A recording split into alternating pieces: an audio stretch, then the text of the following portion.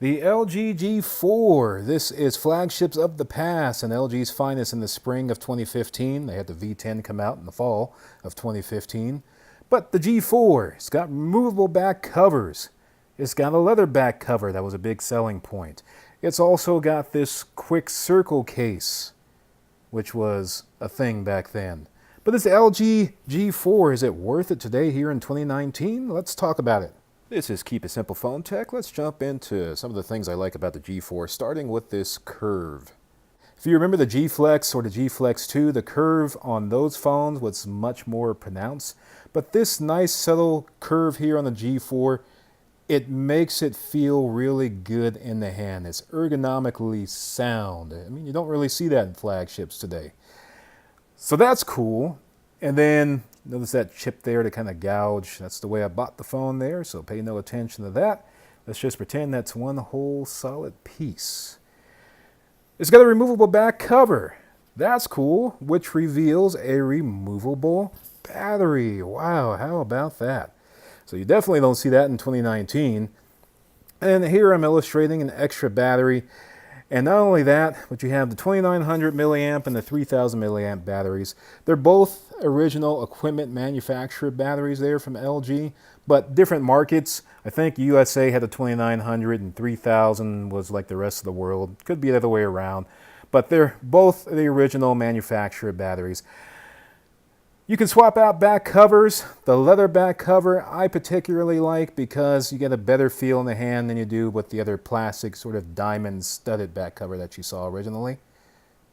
So I like that you have variety. Yeah, I like that you have variety of the back covers. Yes, you can take different cases and put it on your phone, but you can't remove the back cover like you can the LG G4. Now this one in particular we'll talk about just a little bit. This is the quick circle case. Really easy to put the phone in there. It's got a nice cover. I mean, the quick circle is supposed to give you quick access without you having to actually open up the flip cover and then touch the phone there. If double tap was working right, you have double tap and that gives you the clock that you see there. Fiddle around with enough and then you're going to get options to quick applications that presumably you would normally use. Now, couldn't you just open the flap up and just use these apps just the same? I personally think so. I think this was something, a nice accessory that LG had to offer. It made for a good case that had a front cover to it. You can have quick access, at least, to being able to view things through the circle. But is it something that I really think long-term is useful or functional? Not really. But for $5 like I picked it up here in 2019, yeah, why not? Now, it's pretty easy to take this off as well, even though I'm going to struggle with it. So you're going to see me struggle just a little bit.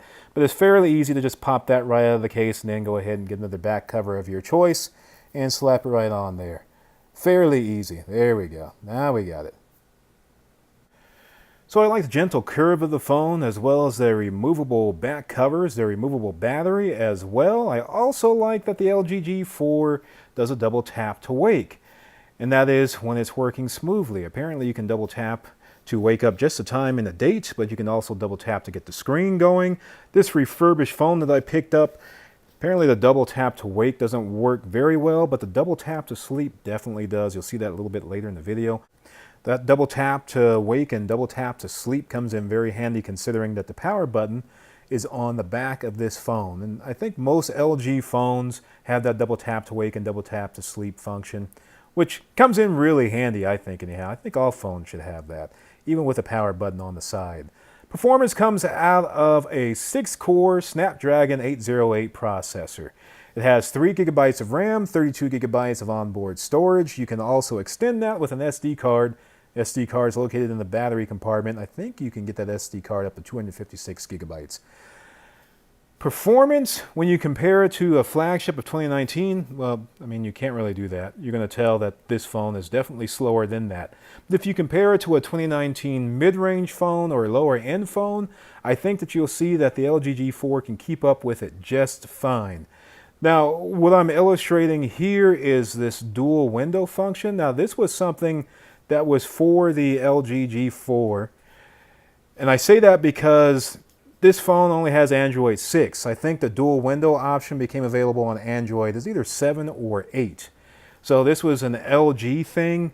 If it's something that helps you, it's available. It's available. I don't know why I was so aggressive in saying that. Anyway, 5.5-inch LCD Quad HD 1440p display that looks terrific until you get it into bright sunlight. Now, I'm in the shade outside and you can see the difference. Both of these phones are at 100% brightness. You can tell the difference. The LG G4, it struggles in bright sunlight. Can you see the screen? Can you see the screen now? Not really. You can just see my fingerprints. So it's a beautiful screen with the exception that I just wish it can be a little bit brighter. Now, taking a look at what we have on the left side of the phone, we have me not closing up the back cover completely. But aside from that, it's clean on the left side. So there's nothing available to you on the left side. On the right side, we just have that little indentation there so that you can peel off the back cover. Peel it off smoothly without breaking it, hopefully. On the bottom, we've got a headphone jack. The audio sounds very good with wired headphones. We also have a micro USB charging port. On top, we've got some holes there for microphones, but it's pretty clean all the way around. That's because on the back, you've got your volume buttons and you got your power button. And if you're not used to your volume and your power being back there, it's just one of those things that you get used to, and then it feels natural after a while since your fingers are back there anyway. And then also, you're going to have a single-firing rear-facing speaker. That sounds pretty good as well. Let me mention with that headphone jack, there is no quad DAC that I know of. I think that came in later LG models. Now, speaking of audio, that clicking sound, I almost wish that LG instead of would have gone to more of a haptic feedback, a shaking in the phone, rather than that loud clicking sound, because that sound will fill a room. Let me tell you, it is loud. Now let's talk about battery life. The reason I put this extra battery here in front of us is because you're going to need it. If you are a power user, if you're a heavy user, if let's say you start your day at 6 o'clock, you're probably going to have to recharge by noon, unless you either charge the phone up, have your extra battery to swap out, or turn on the power saving feature, the battery saver feature that they call it. Now, the nice thing is that it does have a quick charge from 0 to 50%. Again, around 40-45 minutes is the average. So it does charge up fast, but it also drinks up battery life fast. So that's the nice thing about it being a removable battery, so you can have another battery on standby and just swap it out. Worst case scenario, you do have a power saving mode. And I haven't used it, but I'm sure, any power saving mode, it does extend things out for you, help you try to get through the day. Okay, now Smart Bulletin, when you swipe from left to right on the main home screen, you're going to get Smart Bulletin. You can see the options there. I'll come back to it. The Smart Notification, this widget that's on the home screen, that I think is helpful. You got the question mark, so you've got quick help. You can get things that are basically from the manual anyhow, as far as how to use the phone. You see the weather. It'll give you weather events that you can be alerted to. So that's nice. Again, that's the Smart Notification widget. The Smart Bulletin, on the other hand, I just don't really see its use, because it's things that you can get either from your phone settings or just one of the apps within your app tray. But it's there. It's part of the LG package. It's part of LG's user interface. So there you have it. And then you're going to see Double Tap to Sleep work on the first try in just a moment. How about that? Let's talk about the camera now.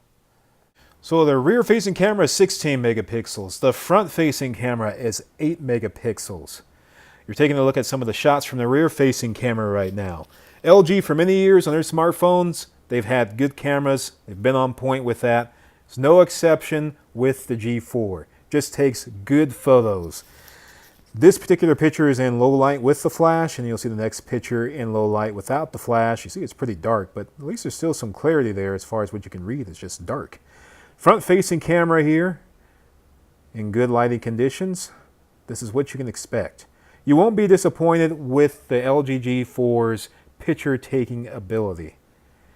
Now with the video, on the other hand, it's a little disappointing. The video would be great if it didn't do this warped, warble thing. Now yes, it's a refurbished phone that I have, but when I got the LG G3 brand new years ago, it did the same thing on the video. So just keep that in mind. Shoots up to 2160p at 30 frames per second. So the LG G4, flagship of the past, is it worth it in 2019? My answer to that is, well, you know what, I paid $70 for everything. The back covers that you saw, the extra battery included, of course the phone itself. I don't think I'd pay too much more than that for this phone. It's a great phone, but it does have its shortcomings. Thank you very much for watching.